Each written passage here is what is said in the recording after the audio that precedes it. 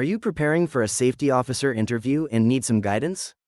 This video will provide you with the top interview questions and their respective answers, tailored specifically for the role of a safety officer. 1. What motivated you to pursue a career in occupational health and safety? My motivation for pursuing a career in occupational health and safety was primarily driven by a strong desire to create safe and healthy working environments.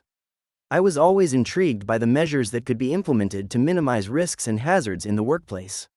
Witnessing several workplace accidents in the past heightened my interest in this field, making me realize the importance of safety regulations and their role in preventing such incidents. I was also intrigued by the challenge of continuously learning and adapting to new regulations and industry standards. This fascination, combined with my passion for helping others, made me opt for a career in occupational health and safety. 2. How do you stay updated on latest safety regulations and industry best practices? In this digital age, staying updated on the latest safety regulations and industry best practices is not a Herculean task.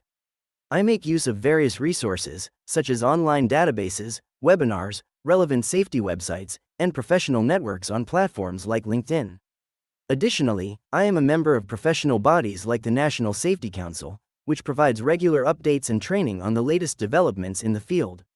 I also attend industry conferences and workshops to learn about the latest safety trends and innovations. I believe continuous learning is critical for maintaining the highest standards of workplace safety. 3. Can you describe your experience conducting workplace safety audits? I have substantial experience in conducting workplace safety audits across various industries. My role involves a comprehensive review of all safety procedures, equipment, and documentation, followed by a thorough on-site inspection. My focus is on identifying hazards, assessing risk factors, and ensuring compliance with safety standards and regulations. I also make sure that all employees adhere to safety regulations and have received appropriate safety training. Once the audit is done, I prepare a detailed report outlining my findings and provide recommendations for improvements. I always follow up to ensure that these recommendations are implemented. 4. How would you go about implementing a new safety program in an organization? My first step would be understanding the existing safety culture of the organization. I would then design a safety program tailored to these needs, based on industry standards and best practices. I would engage with all levels of staff, from management to frontline workers, to ensure buy-in and commitment to the program. I would use clear communication to explain the reasons behind each safety measure, focusing on how it benefits each individual and the organization as a whole. I would then pilot the program in a controlled environment, gather feedback, make necessary adjustments, and roll out the final program. Regular monitoring and evaluation would be part of the implementation process, to ensure the program remains effective and relevant. 5. How do you handle resistance from employees or management when implementing safety measures?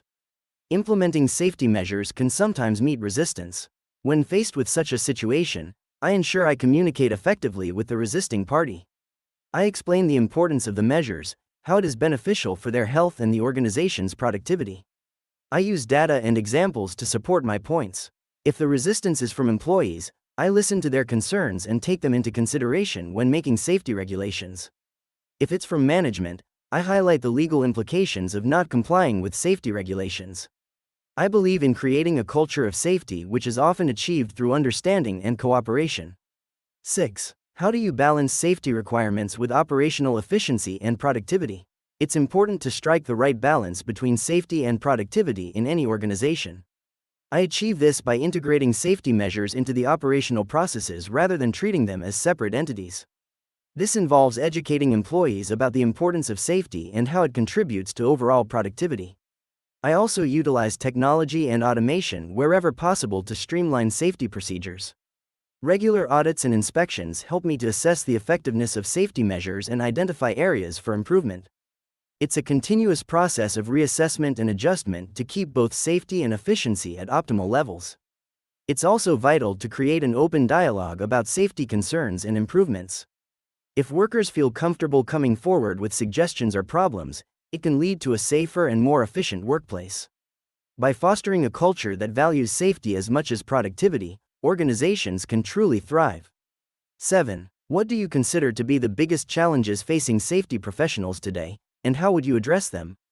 The biggest challenges facing safety professionals today include staying abreast with rapidly evolving safety regulations, managing resistance from employees or management, and balancing safety requirements with operational efficiency.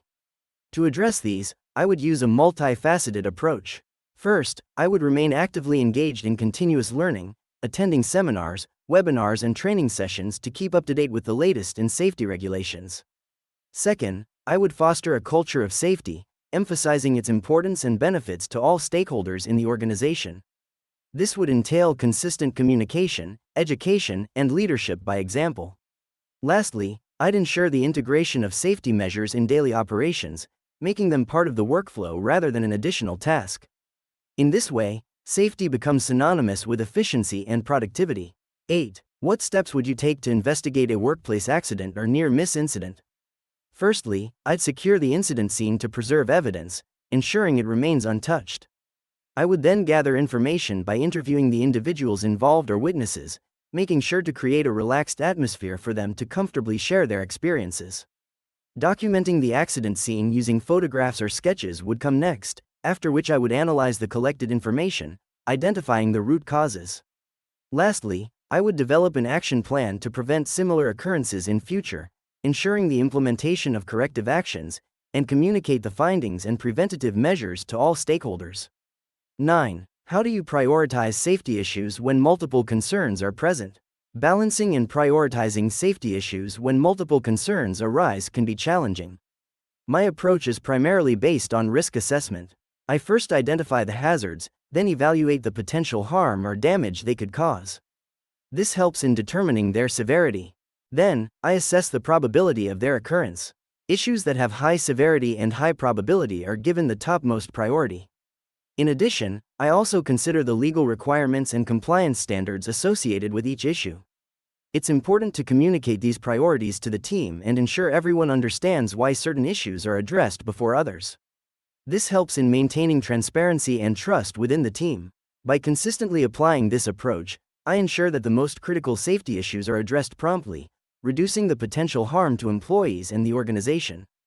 10. What experience do you have with safety training and education programs? In my previous role as a health and safety officer, I was in charge of developing and implementing safety training programs for all employees.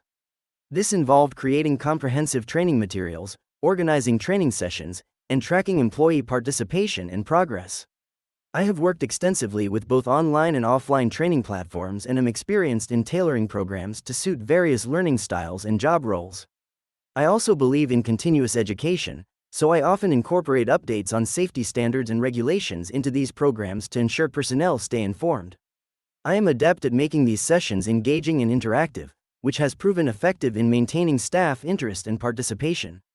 11. How do you ensure compliance with OSHA regulations in a workplace? Compliance with OSHA regulations in a workplace is a critical aspect of maintaining safety and health standards. My approach to ensuring compliance involves a multifaceted strategy. First, I make sure I am well versed with the latest OSHA regulations and guidelines. A thorough understanding of these rules is the foundation of effective compliance. Next, regular safety audits are conducted to assess the level of compliance within the organization. These audits help identify potential areas of non-compliance and provide an opportunity to rectify any issues. I also believe in the importance of safety training for all employees. Training sessions are designed to educate employees about OSHA regulations, their role in compliance, and the potential consequences of non-compliance.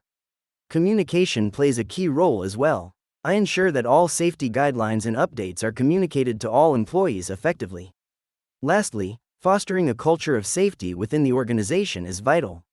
When employees understand the importance of safety and take ownership, compliance with OSHA regulations becomes a natural outcome. 12. Can you describe a time when you identified and mitigated a significant safety hazard? In my previous role as a safety officer at a manufacturing firm, there was a significant incident that tested my skills and knowledge in occupational health and safety. During a routine safety audit, I noticed that the production area had a series of exposed electrical wires. This presented a considerable electrocution risk to the staff. I promptly reported this to the management, highlighting the severity of the risk.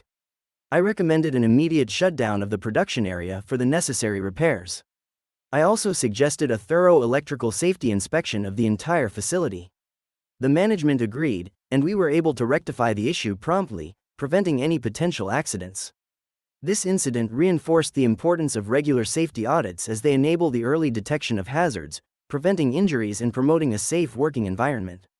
I believe that meticulousness and proactivity are critical attributes for a safety officer.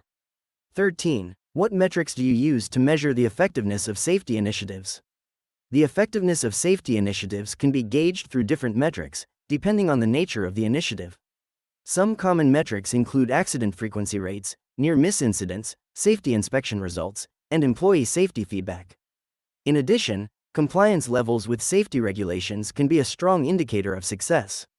It's also important to consider the level of employee engagement in safety activities, as this can demonstrate the cultural impact of the initiatives.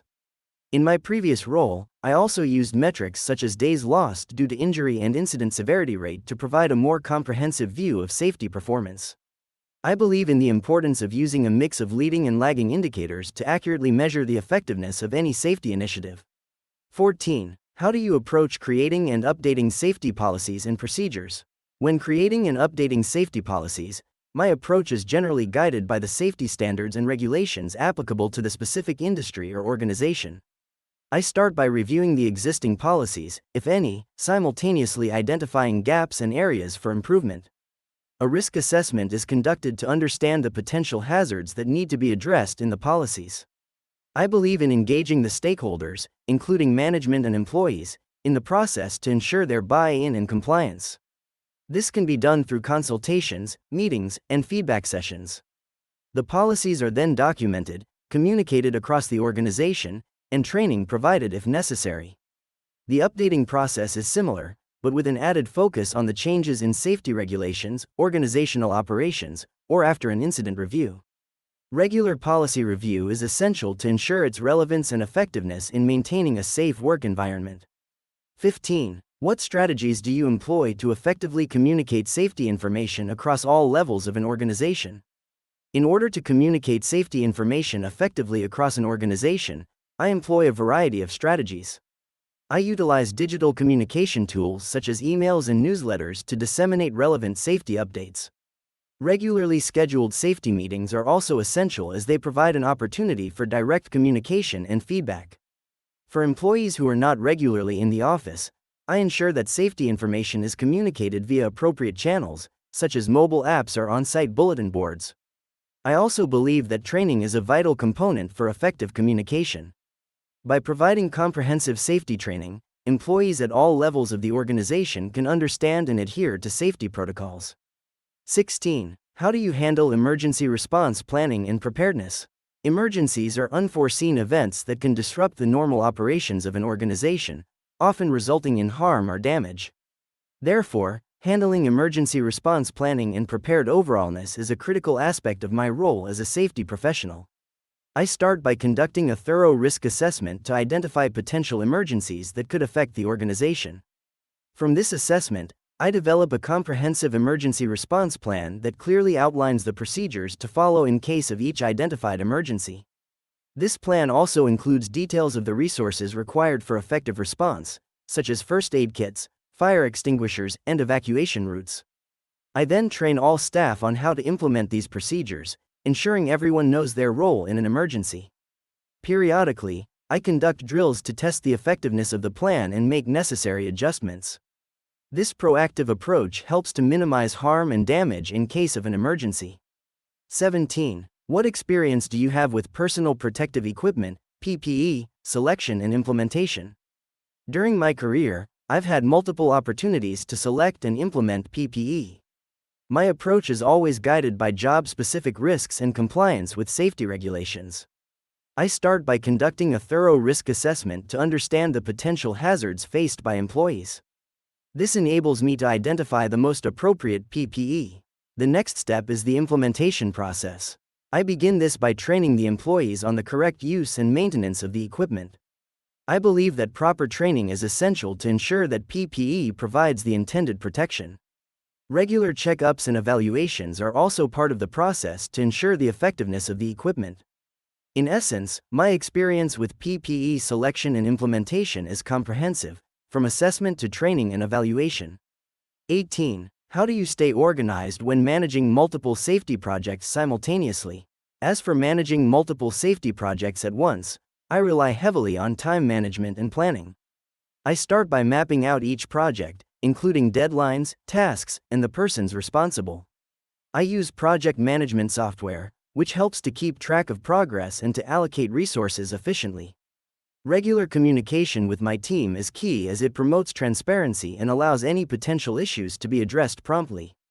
I also prioritize tasks based on their urgency and significance, ensuring that critical matters are attended to promptly. It's essential to maintain flexibility, as changes or unforeseen circumstances may arise, requiring adjustments to the plan.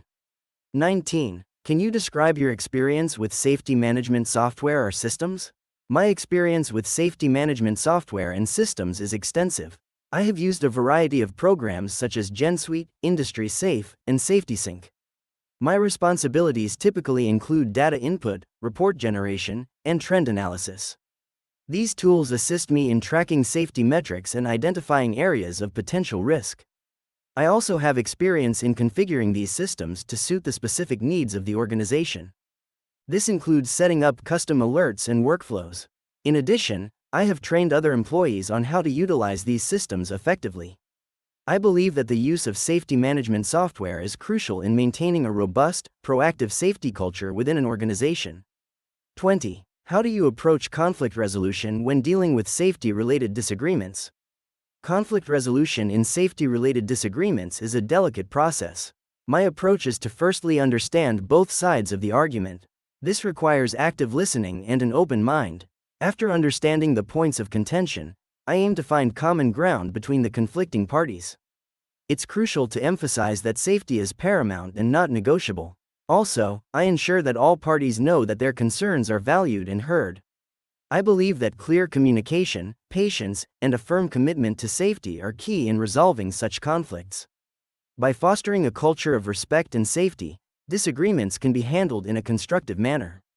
21. What methods do you use to conduct effective safety committee meetings?